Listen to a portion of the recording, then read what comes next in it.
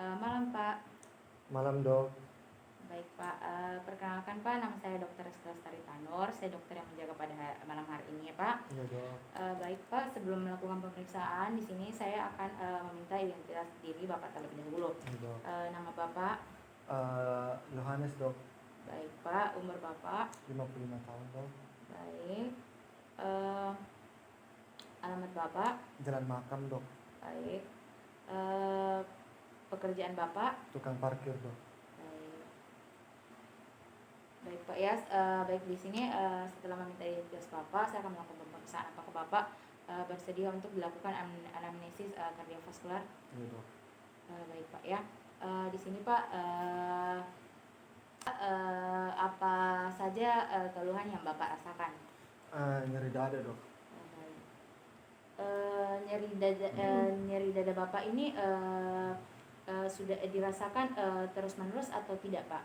Ini terus menerus dok, apalagi kalau naik tangga kan dok. Baik ya Pak, terus menerus ya Pak. Terus ini nyeri dadanya sudah berapa lama dirasakan Pak? Sejak 2 tahun terakhir dok. Baik ya Pak. Baik Pak, apakah nyeri dada ini menjalar ke bagian tubuh yang lain Pak? Iya dok. Bagian-bagian mana saja Pak? Seperti di bagian bahu dok, lengan, bagian pinggul juga dok, dagu juga, sama menetap di dada dok. Baik ya Pak. Apakah ada gejala-gejala lain Pak seperti jantung yang berdebar-debar Pak? Iya dok, ada dok, jantung berdebar-debar dok. Kalau sesak napas Pak? Iya dok, sesak nafas juga saya dok, keringat juga kalau malam hari, mual juga dok. Oh ya Pak. Kalau perasaan seperti tercekik dan merasa tertindis Pak? Iya dok, seperti itu dok. Baik ya Pak. Jadi apakah Bapak juga merasakan seperti mual, muntah, Iya dok, mual juga dok, habis itu muntah juga. dan juga nyeri pada perut Pak? Iya dok, kadang nyeri pada perut juga saya dok. Baik ya Pak. Apakah sebelumnya Bapak pernah mengalami kejang, Iya dok, pernah dok. pusing, Iya dok, pusing juga dok, berkeringat juga dok. kalau otot lemah Pak? Iya dok, kadang tuh dok nyeri semua badanku dok. Baik. Apakah ada bengkak Pak? Bengkak di bagian tubuh tertentu tidak ada dok. Baik. Jadi Bapak juga pernah pingsan ya Pak? Pernah dok. Badan lemah juga Pak? Iya dok, kadang lemah sekali dok. Baik. Baik Pak, apakah gejala seperti ini pernah Bapak rasakan sebelumnya Pak? Iya dok, pernah dok. Baik. Dan dari riwayat keluarga Pak, apakah ada yang sama dengan gejala Bapak? Ada dok, orang tua dok. Baik ya. Seberapa dekat Bapak dengan orang tua? Apakah sering berinteraksi Pak? Iya dok, dekat juga saya sama keluarga aku dok. Baik ya Pak. Baik. Baik, di sini Bapak Yohanes, umur 55 tahun, alamat Jalan Makam, pekerjaan tukang parkir. Gejala yang Bapak rasakan itu nyeri dada yang timbul mendadak dan sudah dirasakan sejak 2 tahun yang lalu. Dan sifat nyeri dada Bapak ini terus menerus ya. Iya dok. Dan juga menjalar di bagian tubuh yang lain seperti lengan, dagu, punggung, dan menetap di dada. Iya dok. Dan gejala yang lain yang berhubungannya itu seperti jantung berdebar, sesak napas, berkeringat, seperti rasa tertindih, dan mual, muntah, nyeri perut, Iya dok. kejang, pusing, otot lemah, pingsan, dan badan lemah.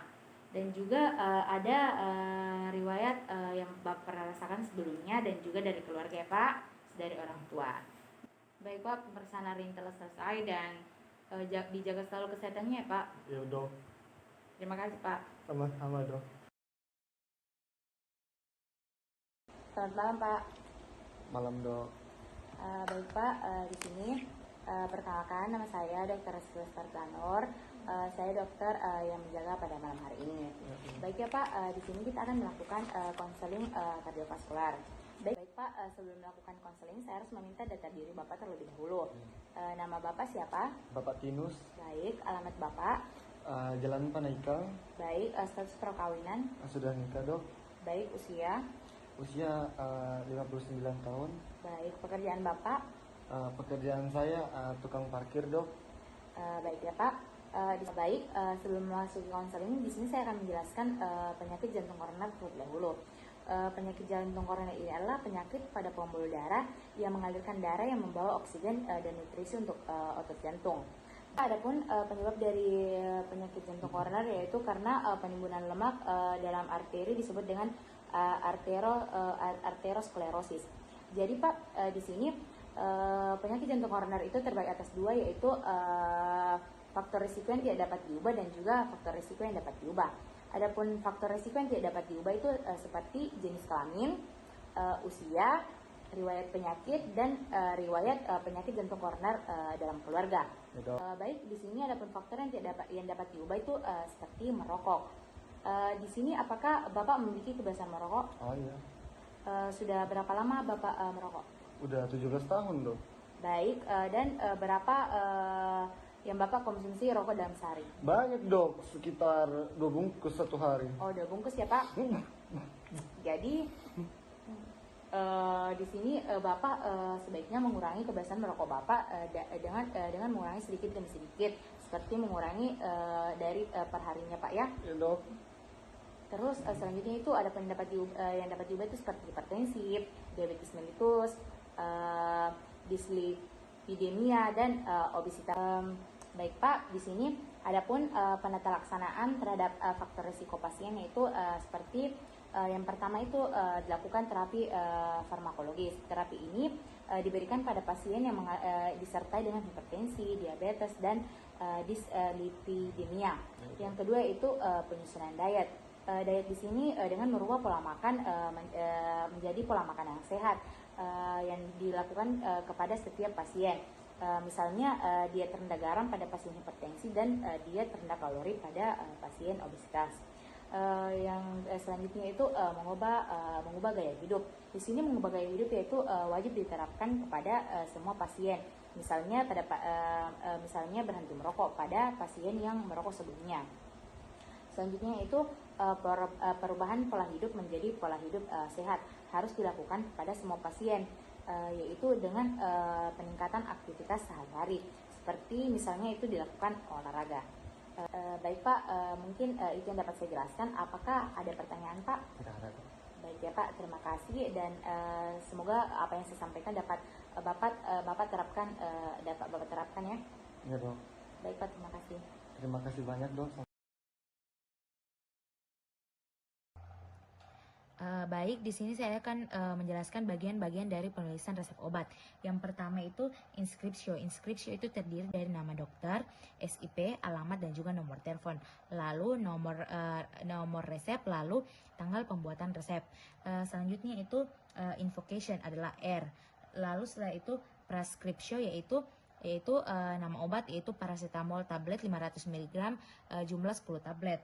Lalu setelah itu S adalah signature. Jadi setelah itu S3DD tablet 3 kali 1 tablet